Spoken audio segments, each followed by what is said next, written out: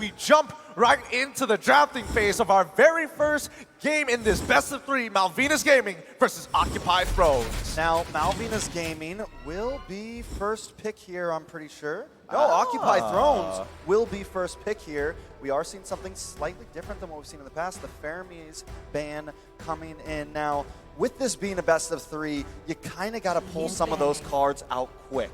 You don't want to hold too many blows. You are in the lower bracket. Everything's on the line, but Lo Yi? I think we saw her once in the group stages, if I remember right.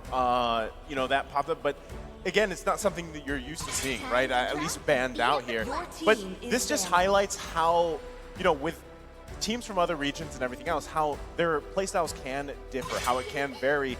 And still, with it being a dire situation for you where you basically have one life here that matters, this is the time where you pull out those tricks. This is the time where you pull out that strategy that might be your comfort that you're used to playing here, where, again, we've already seen kind of a trend established for M4's meta.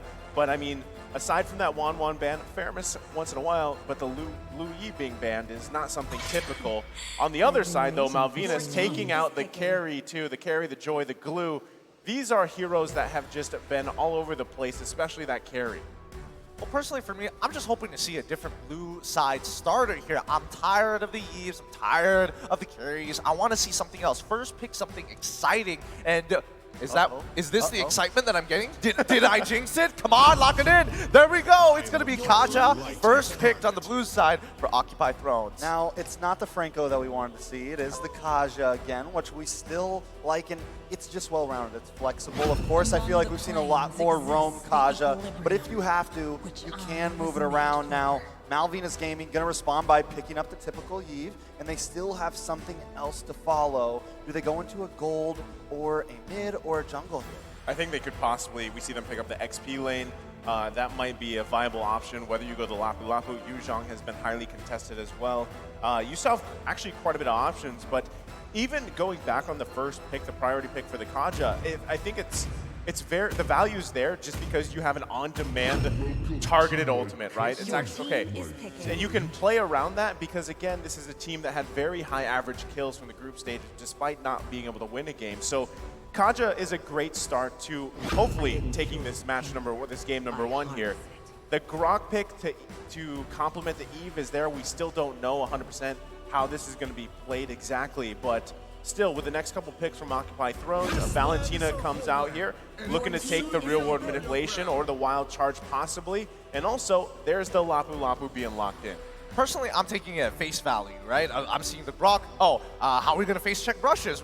Well, they have a Kaja, so Grok just seems like a very natural answer for the time being. It might prove very vital later on because both sides haven't really shown what their gold laner is going to be.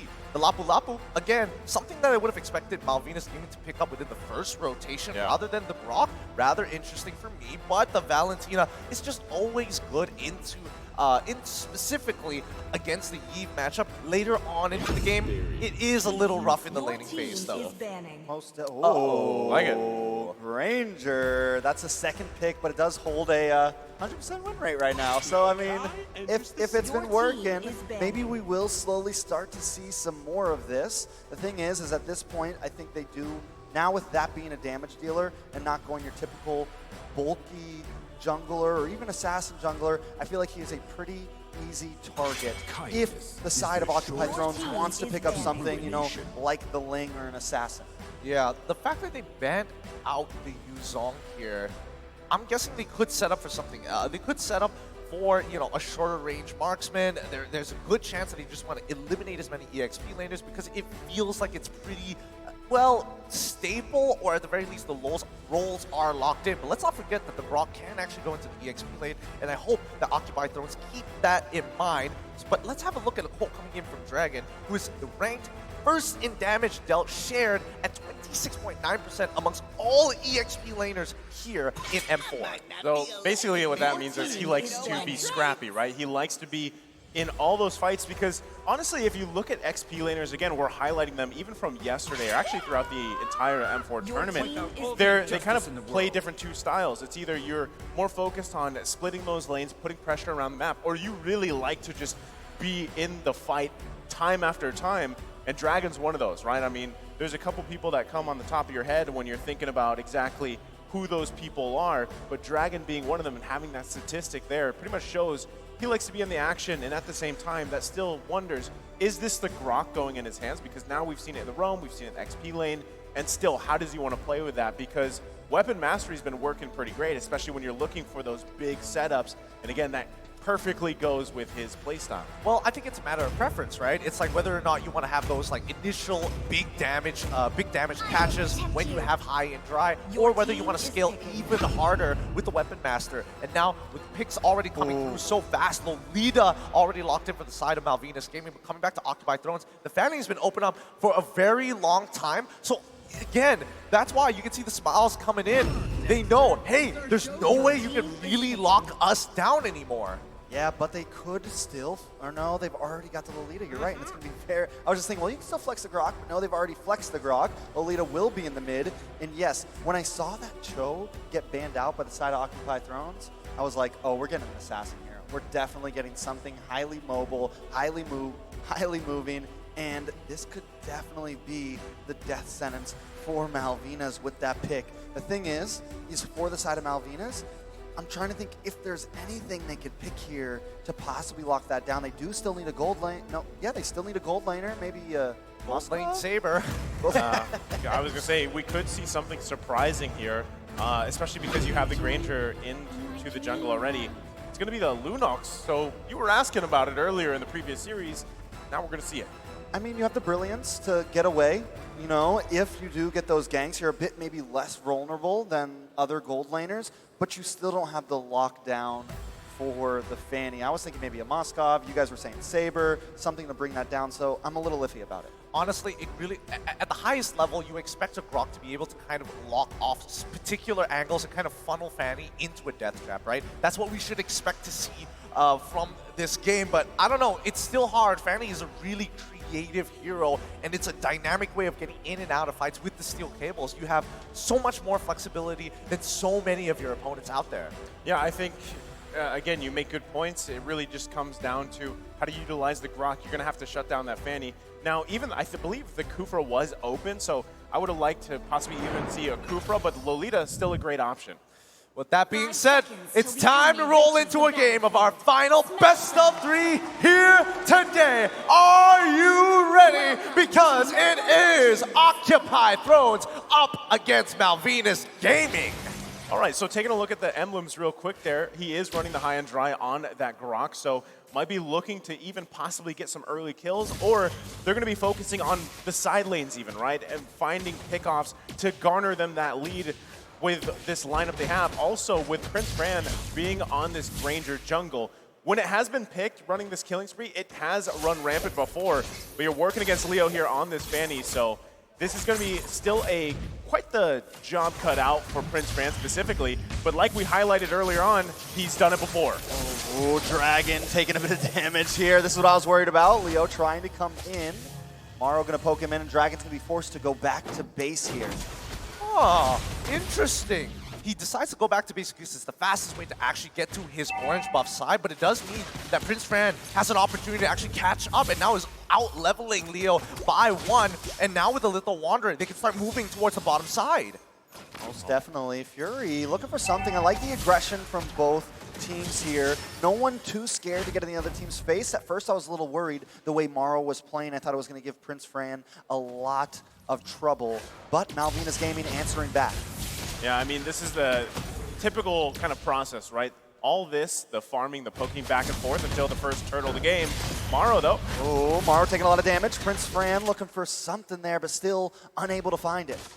I think he would have. He had his ult, right? He could have 100% secured the kill on that one, but here comes Leo! Oh, here comes Leo! I mean, what else can you say about that? You can see it coming, the steel cables, and then the doom is near. I mean, that's why when you have a Fanny across from you, you really don't want to be like you don't want to be at a fourth of health, right? Especially this early on. You know the burst is going to be there already. So this is already an advantage. Dragon going to get poked again. Trying to set up here. Oh, Hulk comes in with the bravest fighter. Dragon uses the wild charge. This is a real world manipulation. Both go down. but a stun does come on to Prince Fran. Now comes the Destinata, does not connect, but Leo will connect. Prince Fran forces dash away, but he's not going to be able to make it. Leo picks up another kill, putting him at 2-0. Things are looking so good for Occupy Thrones. They have a really good idea of what they want to do against Malvinas Gaming, and unfortunately for Prince Fran, I think he's a little too hesitant on his ultimate. His ult? Yeah. He should be using it more often to initiate fights, to get the initial slow. Yeah, I mean, that's what I think too, and you can already see, right, Leo's off to a great start here, and I feel like if you didn't catch it during the draft, that's why he was clapping, right? He locked in this hero of his, that he loves the Fanny here. So, and it's already off to the 2-0 start. Itemization-wise too, everybody's still working on that first big item of theirs, but with this gold lead going in favor of Occupy Thrones, they're in a great position here, especially, again, Maro on this Kaja has Flicker in just a couple seconds here. Might be looking for a Divine Judgment play if he can find one. Oh, I think he might do it right here onto Steppe. It looks kind of good, but no, he's not going to take the angle. And I think, you know, Occupy Thrones at this stage of the game generally is going to be thinking about, like, how do we snowball out of control? Because if we're talking about scaling, Malvinas Gaming, they've got some really scary heroes on their side. Yeah, but so does Occupy Thrones with Gato on this Claude. We know there's some possibilities, some insurance for the late game, along with the sustainability that you get from that Kaja. I mean, I'm a little worried. It's already a very bad start, but here comes the Divine Judgment. Steph may go down. Gato comes in with the Blazing Duet. Harley trying to do something, but it gets stunned down. This could be bad. Steph being picked up. Leo gonna find that kill. In comes the Bravest Fighter onto Harley, forced to go back under that tower, and Occupied Thrones is breaking down Malvinas. See, that's the frustrating thing with Granger, right? It was Fury one hit away, but you just couldn't angle enough to get it, and now on the bottom side, they're going to clear that out. Still, I think a big question is, where does this Lunox fit? How does it go along with the rest of the game here, right? Joel Crew having the mystery shop here, going to be working towards building those items as fast as possible, because that burst damage, especially from the Chaos Bolt's obviously pretty scary, even at this point in the game. Dragon, though, should be just fine. Gonna have to recover, but still, you don't want to be low health here, especially with a Fanny across from you. And this should set up Occupy Thrones, possibly for another turtle. I think for now, they're definitely gonna get the turtle, but I feel like if this game continues in the direction that I think it's going, and looking at the game status of how the position of Occupy Thrones is right now, it's going to spiral out of control. Leo, he's already previously 2 levels ahead of Prince Fran, now only, well, still 2 levels. He needs to start pushing into the enemy jungle and continuously pulling attention to himself so that the laners can do their job. Lapu is already controlling the Grok. We look down bot side, they're already setting up for a potential one-shot kill with a Divine Judgment onto this Lunox. I mean, even looking at the items, right, you have Joel Crew finally getting that Clock of Destiny locked in here. A couple more items. Pretty much at this point, everybody has that first crucial one. A lot of Blades of Hephaestus as well across the board. But still, how does that transition to these early team fights, these early skirmishes, especially with Turtles? I mean, at this point, you're kind of just giving it up if you're Malvinas Gaming. And now here on the bottom side, oh, there it is. Divine Judgment on a Joel Crew. We saw it, but they did it. Now the Immobilize does land on a Fury, but Leo finds it. Prince Fran goes down. 4-0-0. Leo may still want more. Trying to cable around. Maro gonna hide out in this tri-bush. This is looking rough with a 3K gold lead going to the side of OT. I feel like, oh wait, Not another one. Not another one. Okay, he's gonna get out here. I don't think it would have been another one. I don't think anybody has enough damage to really put the play out here, but Maro completely disrespecting the spacing on purpose, and he knows where everybody is on the map. I mean, they're still going at it here, right? Maro in complete control. Top side, though. Dragon gonna get taken down pretty easily. Leo's just unleashing. I mean, this is just a Leo show in the jungle, but still, you complement it so well once again with Maro on the Kaja here. And you're wondering, you know, we haven't seen Franco much. Well, that's because there's Kaja. It's on-demand targets. Oh, but the Destinata does land on Maro, finally. Arley picking something up. Leo trying to find one of his own, though. Moves in, but it's a little bit too much more than he can chew. But now with the turtle up, Steffi Gonna maybe try to zone this away. Fury getting a couple pokes in. Hulk is here as well, but I think we're at now a bit of a standstill. Yeah, I don't think this is good for OT at all. Right now, Fanny doesn't have her purple buff. She needs to go back, pick it up, and then come back in. Malvinas Gaming are unaware of this, or I didn't notice that Leo only had the orange buff at that point of time. They technically could set up, and yes, they are hovering ready in flank positions to get rid of somebody. Ooh, and look at them. They're going to come on to Hulk. That's the target. Mission completed. Hulk goes down. This could give Malvinas a little bit of a chance, but wait, Prince Han is the first one to fall. Leo now looking for the next one. The Numenon Blast lands down, and the damage is in. Brilliant's forced to come out just to get away, but Dragon still falls. Morrow taking a bit of damage, but Leo's on the hunt. He wants one, he wants two, but he just can't find it. Back to the reset for the Turtle. Man, so this is frustrating if you're Prince Fran because, what, in 1 to 2 seconds, you're just deleted? I mean, it's so hard to even play around that because you literally have one dash on this Granger here, and especially with the Malefic Roar being picked up by Leo, this is 7-0, right? He's just massive in this game so far. They might even have just free control on this Lord. At this point, Malvinas Gaming, yes, you saw the burst from Joel Crew. It's obviously there, has that Genius Wand, pairs up really well with Harley here. But still, I think Harley, he needs to lock in that Ice Queen. Yeah, wait a second. Real manipulation comes on, Destinata lands! Fury 77 will go down along with Morrow. This could give Malvinas a chance over this Lord. This is a huge swing, honestly, but wait. Leo, don't do it! Leo wants to come in, trying to find the moment. Gato comes in with the Blaze Duet. Harley and Steffi are melted down, but Hulk is here with the bravest fighter, trying to lock on, but they're on the chase, and Hulk goes down. 2-for-0 trade currently. Gato forced to back off, but Malvinas Gaming know their health bars are low, and Leo's still in the field, so we're going to wait to get this Lord. That took discipline. I mean, you saw the Chaos Bolt was committed from Joel Crew. They whittled down the Lord, to less than half health, and they still pulled off Prince Fran, deciding to go on the members of Occupy Throne. Speaking of Prince Fran, almost gets caught down. Gato finds it. Numenon Blast does come down, lands on to Fury, but now they are out of the real-world manipulation. Oh, wait a second, big flicker! Dragon finds his connection, and Fury 77 goes down. Ladies and gentlemen, we got a bloodbath. Oh my goodness, Dragon, the difference maker right now. And I get where you're coming at. It does take a lot of discipline to pull back. I think Occupy Thrones made a smart decision of throwing bodies to actually try and chunk Malvinas Gaming as much as they can to get them off of that Lord. Their lead, their 3K lead, now only cutting down to a 2K lead. Oh, potential dive down bot side though. Oh, tries to get it off, but gets stunned. Wait a second, Morrow is here to help out, but wait, that's a little bit too much. Forced to back off, but he does save Hulk.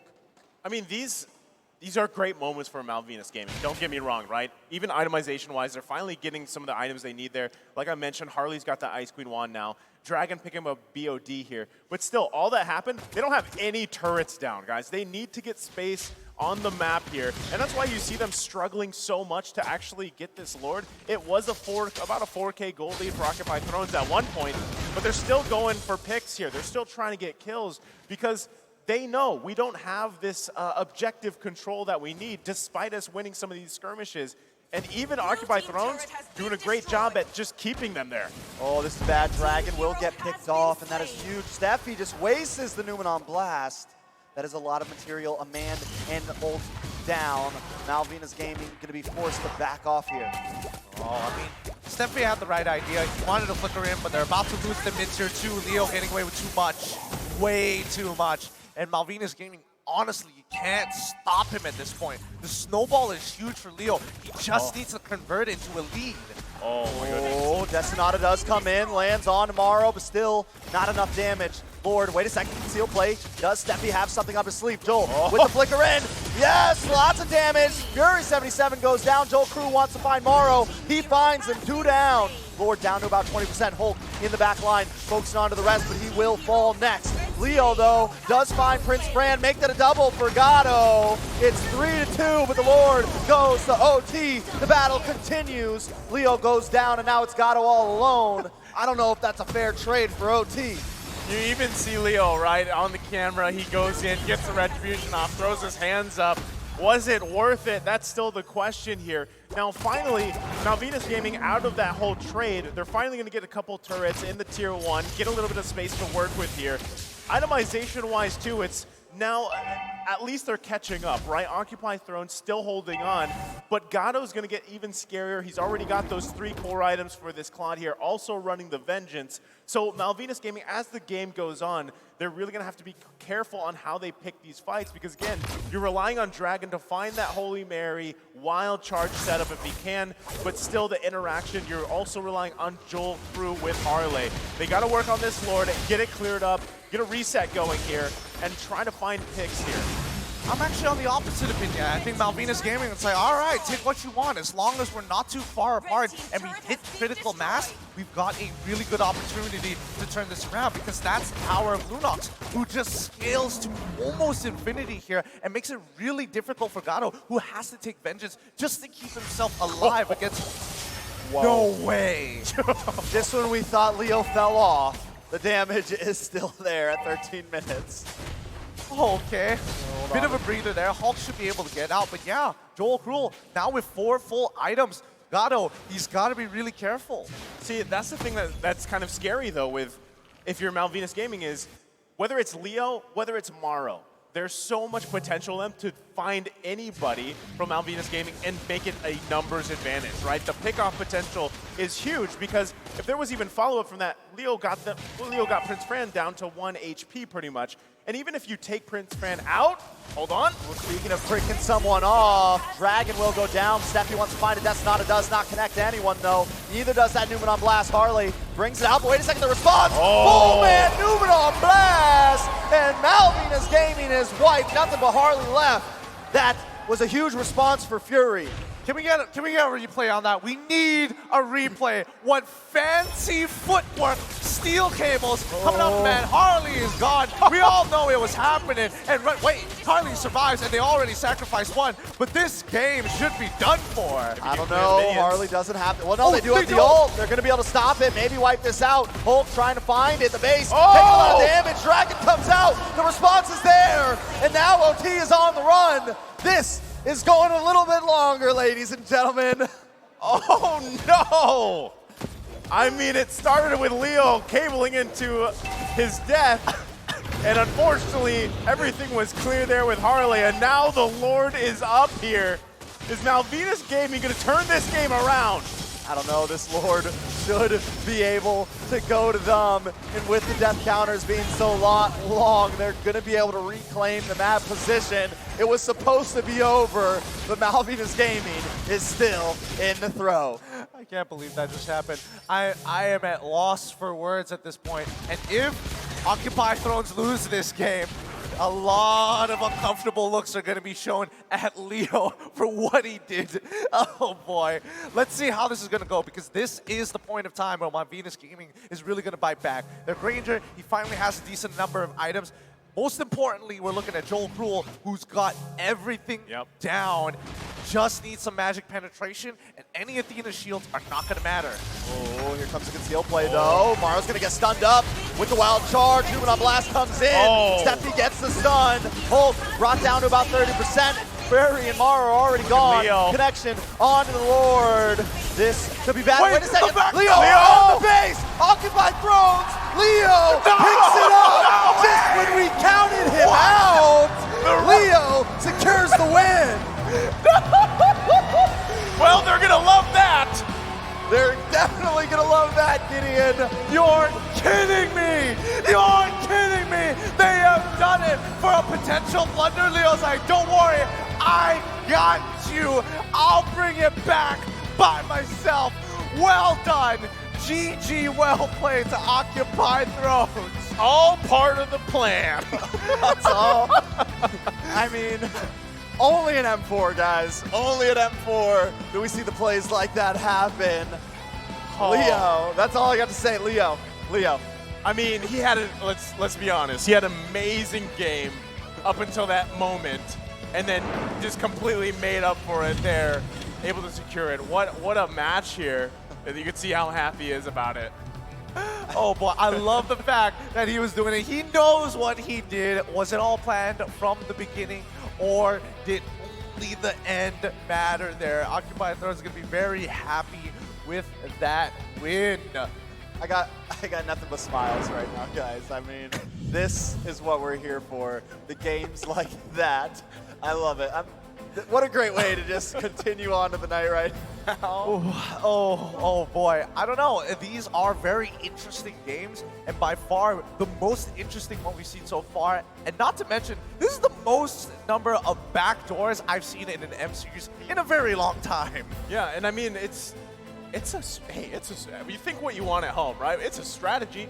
If it wins a game, it wins a game, right? And it's something too that, again, you're so happy with the defense that you had, and then it gets taken out. Yeah, just like that. But honestly, I'm very curious to see how the analysts are going to break this down. Good luck, boys. Take it away.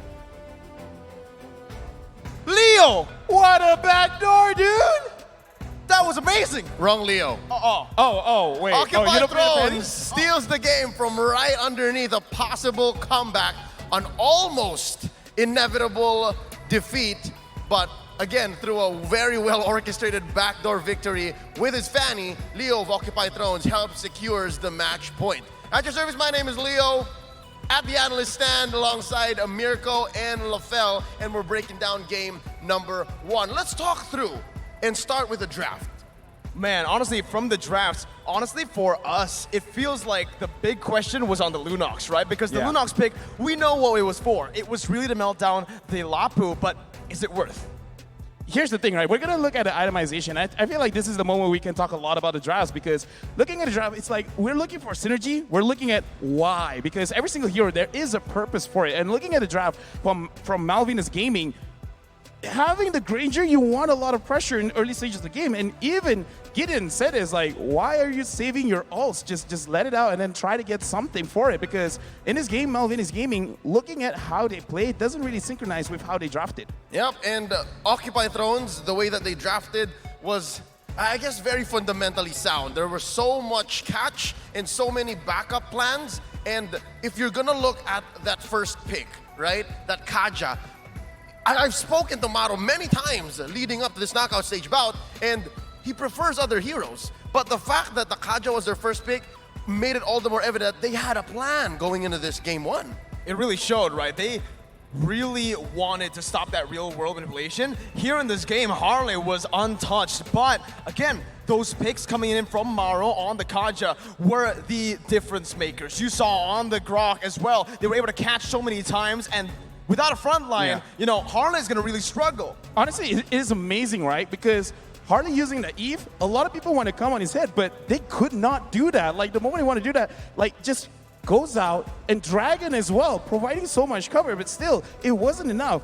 And all because Occupy Thrones, like you said, has so many options. Yep, given the fact that the heroes that Occupy Thrones have picked up to, again, answer what Malvinas Gaming put on the board here, these are the metagame predators. These are the metagame boogeymen, boogie people. The Grok, the Eve, the Lolita, and I think it came into something of understanding between the Occupy Thrones members that, again, as our friend Naisu said, They practice their minds off. Coach Mundo jumped in about a week or so before they flew out, and I did not expect for Occupy Thrones to have unlocked their potential this way.